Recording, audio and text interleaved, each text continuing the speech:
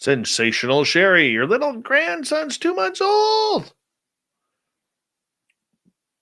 Oh, very nice. Let me look into that. Let me get the editing done. I promise you we'll look into it and we'll have something for tomorrow night, man. If that's cool.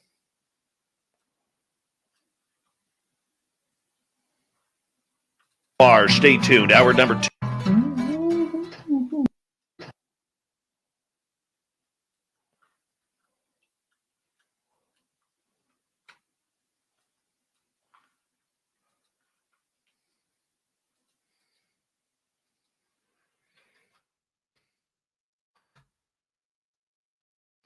Where is the commander? What do you say there, Gong Show? What's happening?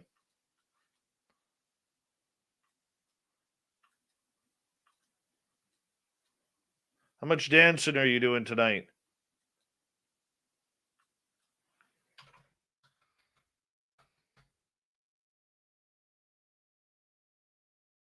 Hey, GFG, what are you doing awake tonight, man?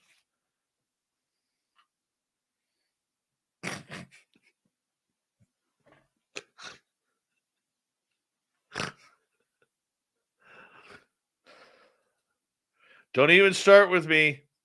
You know where I'm going. You know where I'm going.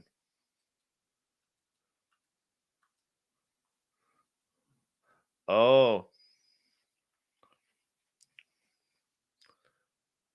Oh, that's Skip to My Lou. What the hell's with the no-name brand? I need Skip to My Lou, man.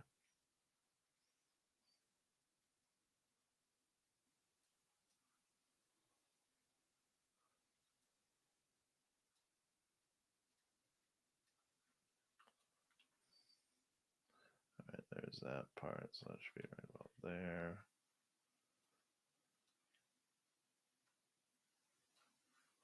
Cut that out there.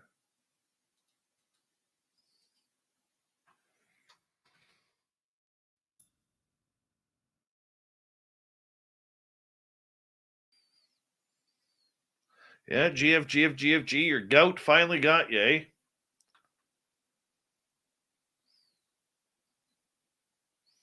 I like no name brand.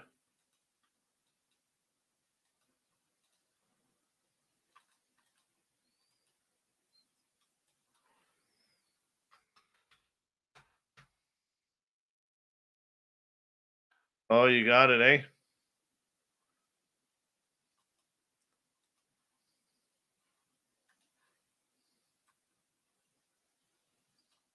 Okay, so this is this is where the shit is.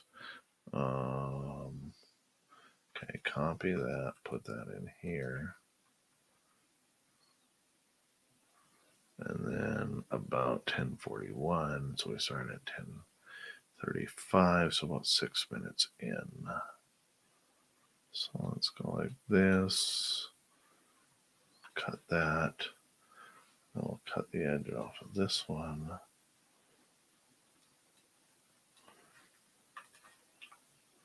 And 1 second.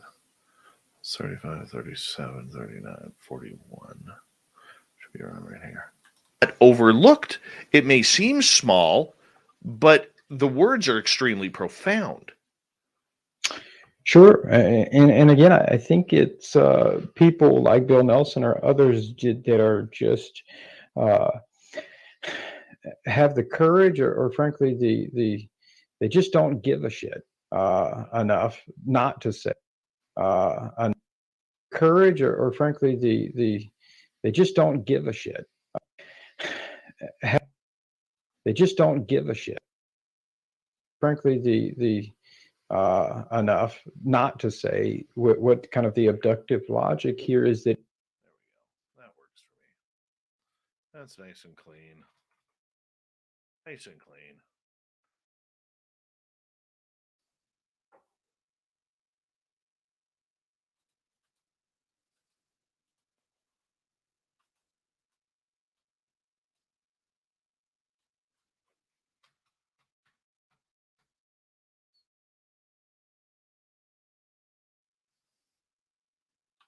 Yeah, it was a good show tonight. I hope you're feeling better, dude. I hope you're feeling better.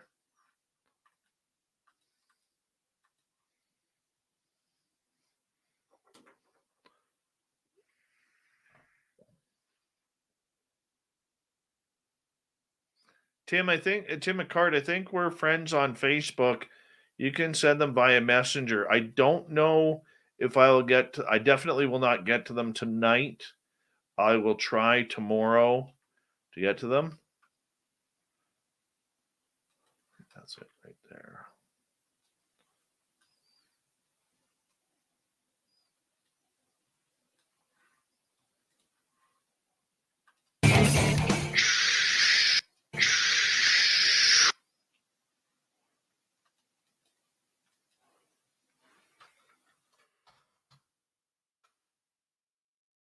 Carbines, good morning to you.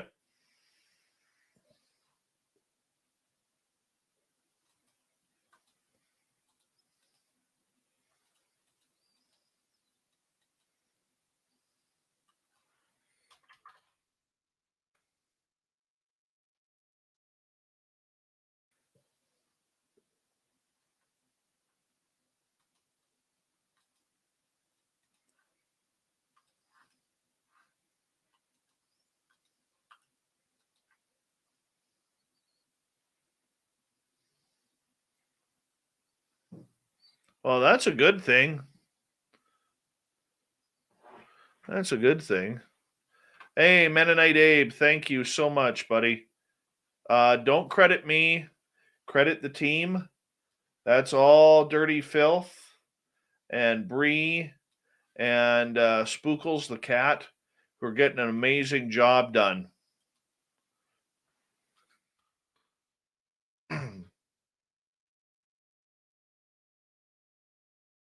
I know. Tom Rennie is going to have a heyday because now he doesn't have to play to win, which he's famous for. Because all he wants is Canadian hockey to have fun. It's not about medals or winning anymore. It's about having fun. Don't even get me fired up about Tom Rennie. The guy should be fired. He's been horrible for Hockey Canada. Horrible.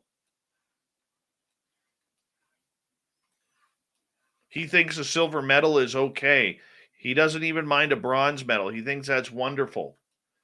If we place 4th, 5th, or 6th, as long as we had fun. You got to be pissed off now. Terry Brown, how are you?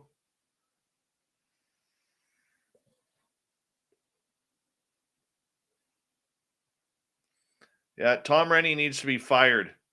He's the wrong man for the job. He wants to let kids have fun instead of teaching them a great sport. And you look at the Team USA and the U.S. development program, that was taken straight from Hockey Canada. Straight from Hockey Canada. And now this Tom Rennie decides to go on there and let's have fun. Let's have fun. Let's not worry about teaching skills or teaching kids how to play properly as long as they have fun. We don't care about how many kids get drafted in the first round or winning at World Juniors or medals as long as they have fun. It's horrible. Horrible.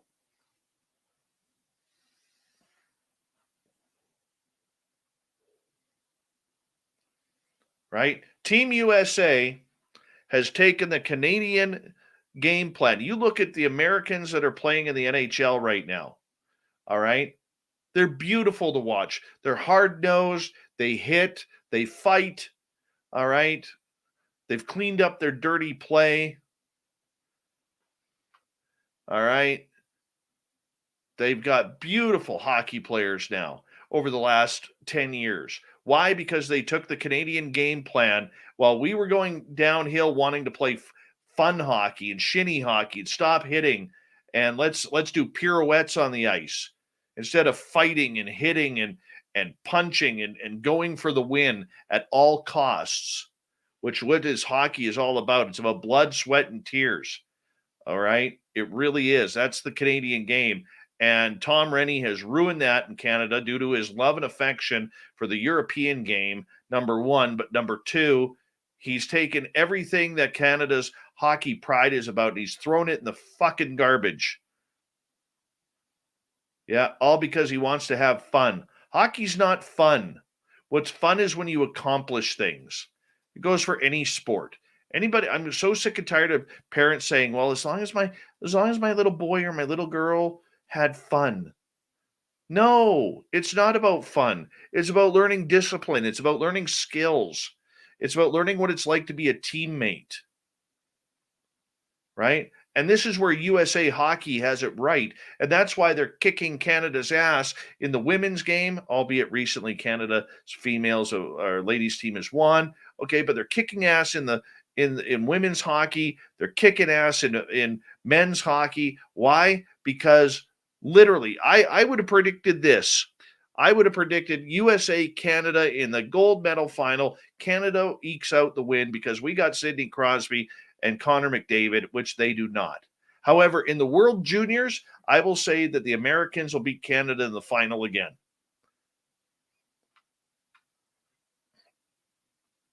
Canada will beat the U.S. in the World Juniors, which start on Christmas Day. All right, they will beat them. Why? Because America has taken over our game. They really have. They've seen what works, and they have taken it and put it into and installed it in their beautiful under 18 program that they have, and America will beat Canada. And Tom Rennie is going to be so proud of that fucking silver medal.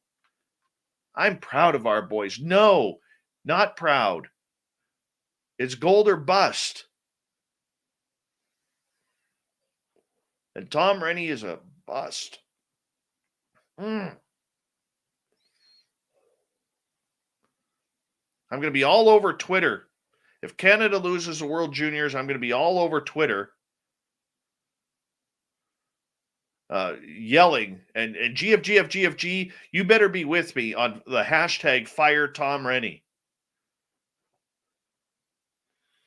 It's bullshit. I tell you.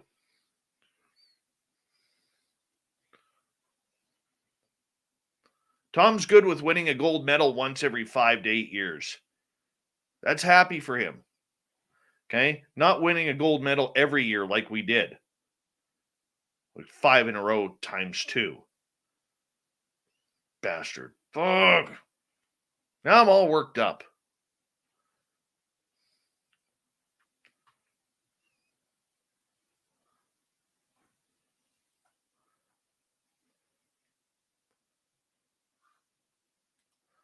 I watch my kid on the ice every week.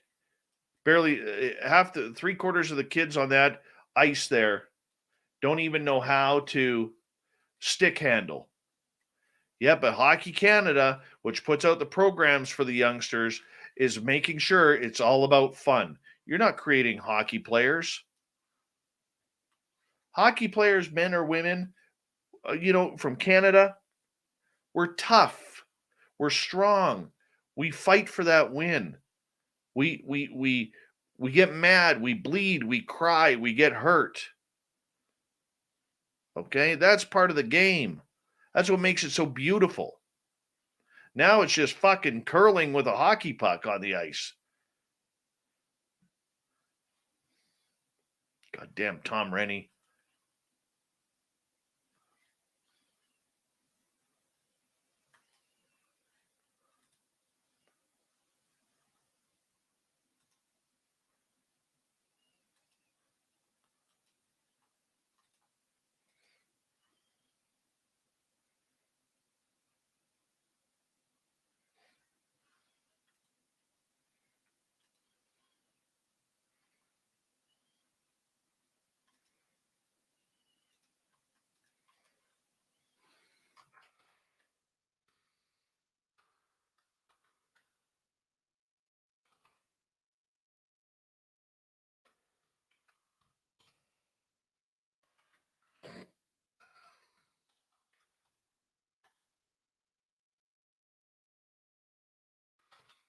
Mm.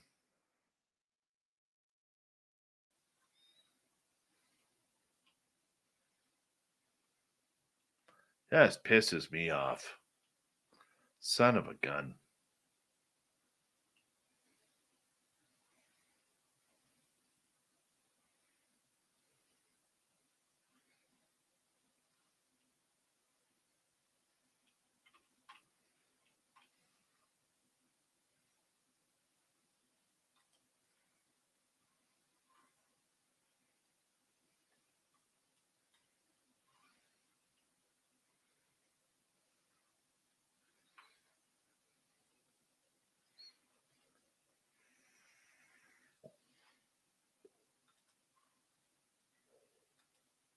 Give me a second. I'm just loading up my audio here.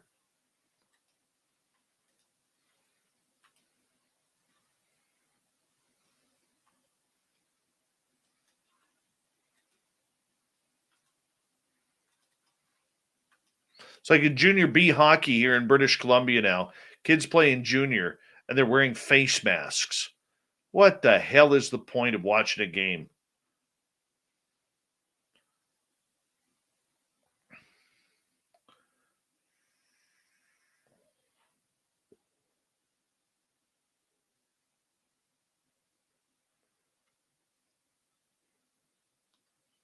Guaranteed, Mr. Lurks a lot. Or Mennonite Abe, pardon me. USA Hockey wins the World Junior Gold Medal this year over Canada in the final. I'm calling it right now. Just saying.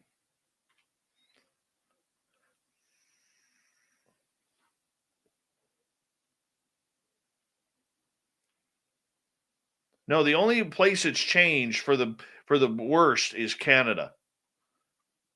Look how many Europeans are playing in the NHL now. How few Canadians. Look how many Americans are starting to dominate because they're playing our game. The one that we perfected and gave up.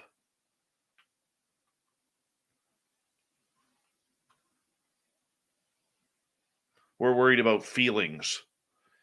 Kids getting fair ice time.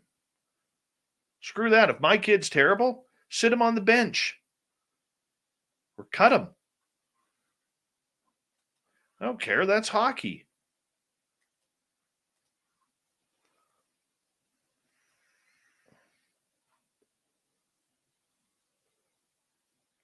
Grilling a roast pork for Christmas in the snow. That sounds yummy. I'm not going to lie. That sounds yummy.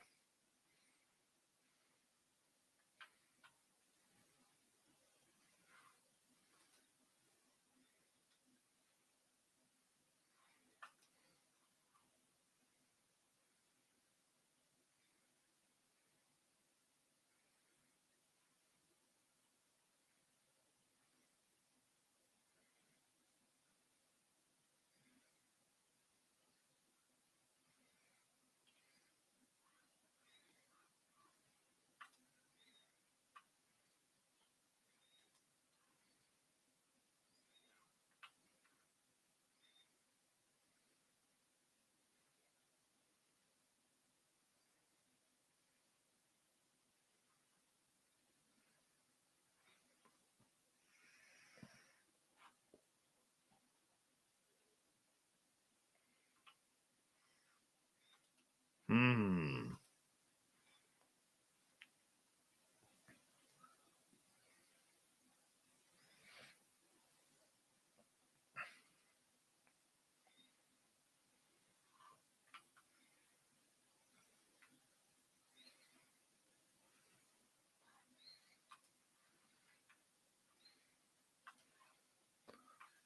Yeah, maybe I'm just too much of a hockey dinosaur for today's game.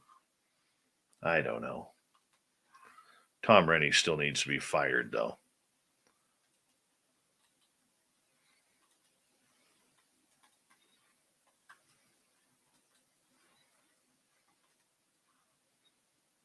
I want that roast pork right now, too, Mennonite Abe.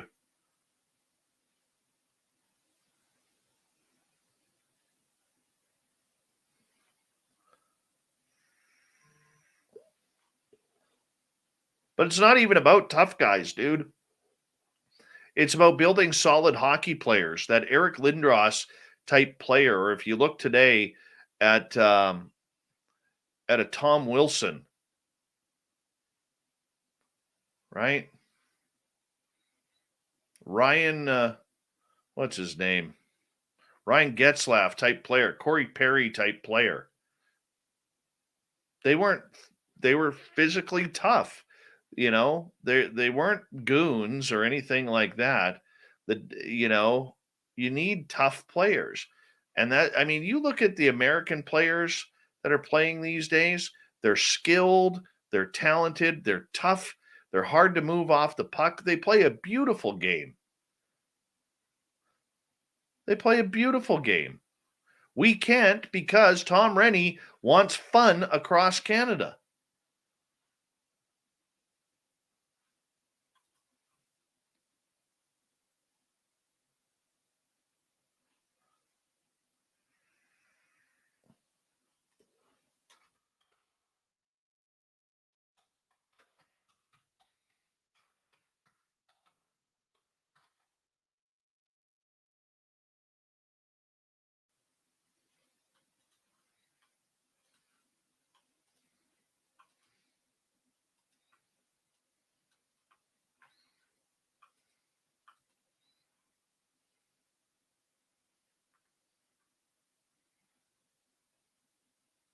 Well, first off, my son is never going on a soccer field unless he's being disciplined for bad behavior.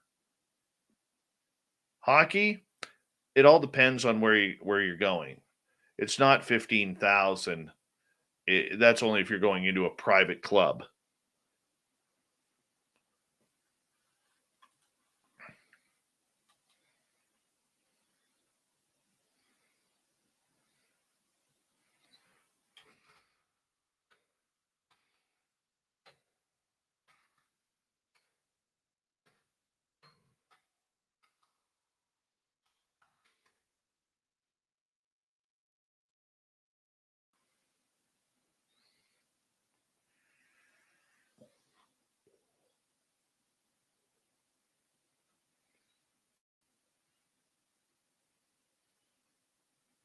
Oh, dude, get your kid to play hockey.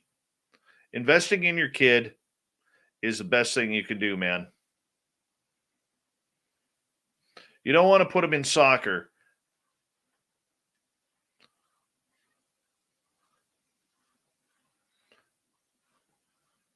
That's how Trudeau got elected. All the soccer players.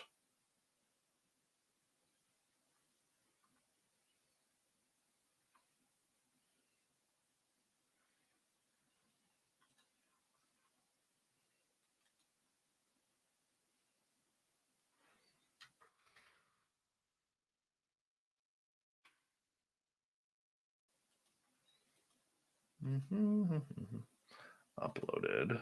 Perfect. All right, guys. Spooky Morales, time to warm up the old trumpet. Tomorrow night on the show, if you remember the Tobey Maguire movie Rocket Boys from the late 80s, early 90s, let's see when that came out. 1999 it came out. October Sky it was called. All right, if you remember that movie, you'll know that Tobey Maguire, was it Tobey Maguire? I believe it was. Or was it Jake Gyllenhaal? Sorry, Jake Gyllenhaal. Jake Gyllenhaal in October Sky, where they launched a bunch of rockets. Well, Jake Gyllenhaal played a character named Homer Hickam, who ended up going off to work for NASA. Homer Hickam is our guest tomorrow night on the show. Yeah, we got him. Homer Hickam. Oh, look who it is. Mr. Cowley. Welcome back to the show. Oh, Mr. Cowley loves his spaced out radio. So we're going to talk rocketry. He's got a brand new book out, and we're going to talk to him about some amazing things, what it was like to meet Werner von Braun, and so on and so forth. I am pumped as hell for tomorrow night. Homer Hickam is here. I want to say a big thank you to Flash Forward, Thomas Fessler, Walker Dale, Third Phase of Moon ×2, Mennonite Abe, G West ×2, and Naive Essence for the amazing super chats, guys. Thank you so much. The super chat is a wonderful way to support what we do on this show on a nightly basis. Be sure to follow us on our social media sites, including TikTok, which is our brand new channel at Spaced Out Radio. We're all over the place. Join our Facebook group, Spaced Out Radio. Your opinions are always warranted. If you're new here, do me a favor, hit that subscribe button right here. And just over here a little bit, you're going to see a bell. Ring that bell as well. Okay. And do me a favor, comment on this show. I want more comments on the show afterwards, what you guys think. If you like what we said or Tim said, or you didn't like it, that's too bad, but because it's already recorded. But let us know what you think and go from there. Much love to each and every one of you. Hey, Spooky Morales, it is time, my friend, to take us home.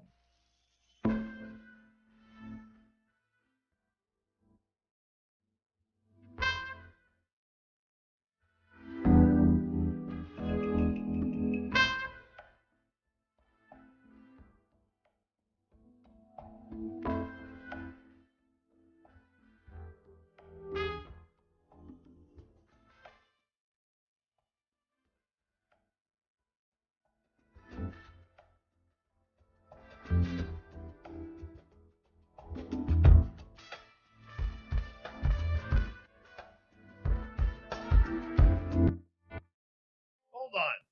Where the hell is Spooky Morales?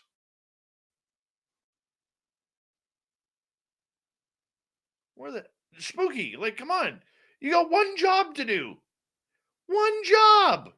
Are you working for Tom Rennie and Hockey Canada too? One job.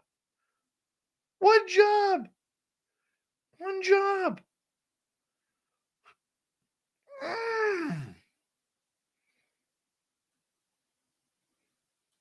Let's try this again. Spooky Morales is here with the closing music for tonight. Good night, everybody. We'll see you tomorrow on Spaced Out Radio.